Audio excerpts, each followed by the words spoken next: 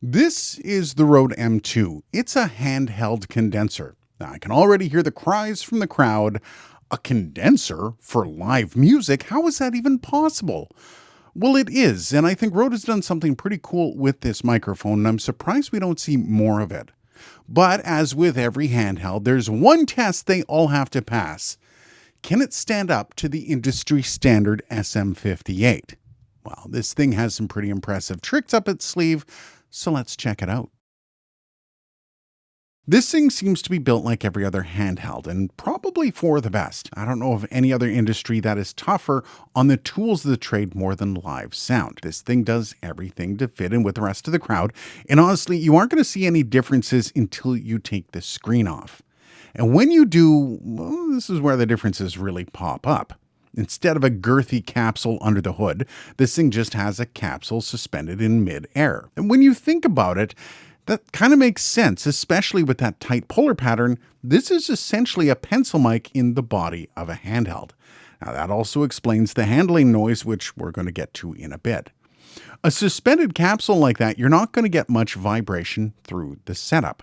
Now, what I can say is this mic might need a bit more care, though I can't really test the limits of it since this microphone isn't mine. However, just on what I can see here, this mic will weather the bumps and bruises of the road just fine, but perhaps anything remotely close to abuse might have to be avoided. Also, you have a locking switch on here, and we're also going to check out to see how that works in the testing. Otherwise, there really isn't anything to indicate that this is anything other than a handheld stage mic. And lastly, I do actually have to give mention to the clip. Weird, I know, but this is by far the best built clip I've ever used. And this isn't just lip service.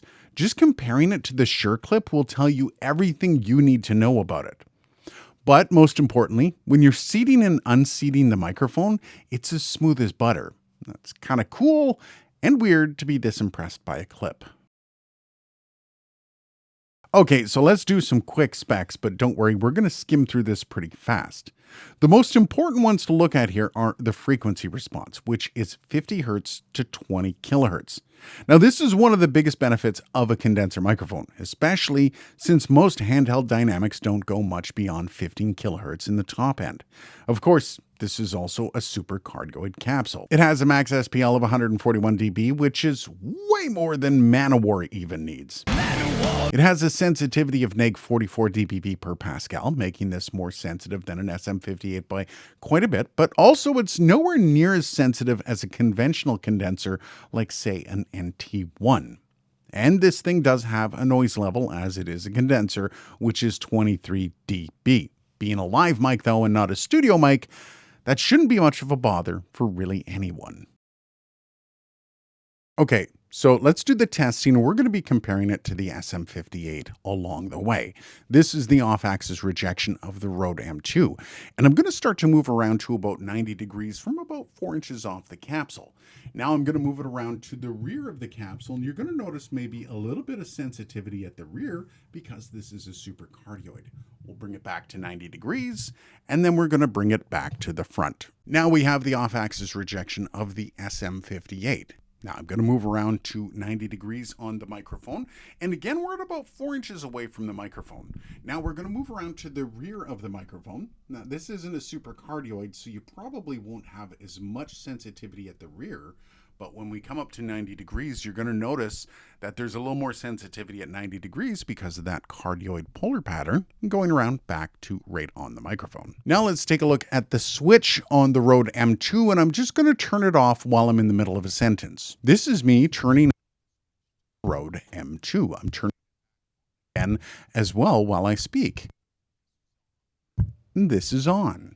Okay, so let's do a handling noise test of this, the Rode M2.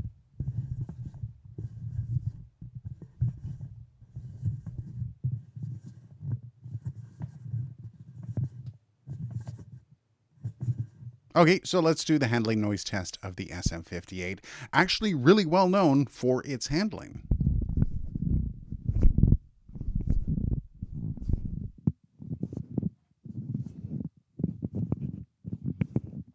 Now let's just go back and forth between the Rode M2 and this being the SM58 to see which one you like better. This one being the Rode M2, a condenser microphone, and this one being the Shure SM58, a dynamic, the standard of the industry. And again, the Rode M2 having sensitivity being a little bit higher than the SM58 means this has less gain applied to it than the SM58. Meaning if you have something that doesn't exactly have a decent gain range, this might be a better option for you. But how do you think these two stack up against each other, especially as we go through the testing and the comparisons? One last time, this is the Rode M2, and this is the Shure SM58.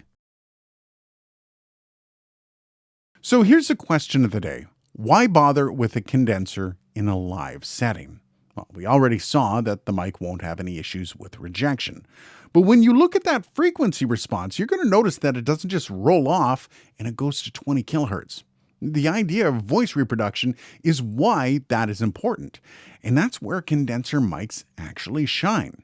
Now, some of the drawbacks of using a condenser live are sensitivity and the ability to pick up more of the frequency range and reproduce feedback.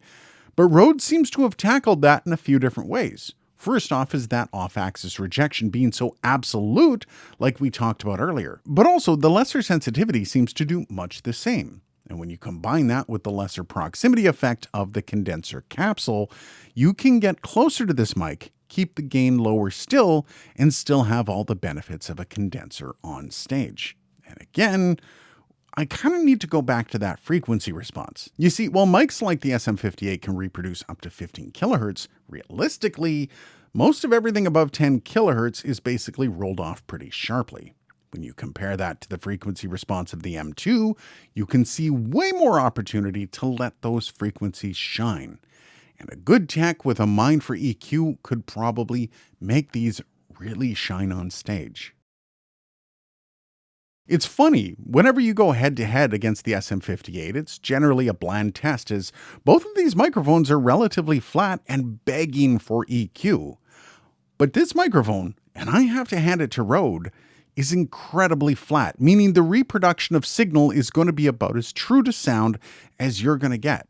Now, what I think is most impressive is the handling noise and the off-axis rejection, both being the biggest contributors to feedback, meaning this thing should really defeat that issue. Now, if there's going to be one fly in the soup for this microphone, it's most likely going to be the cost.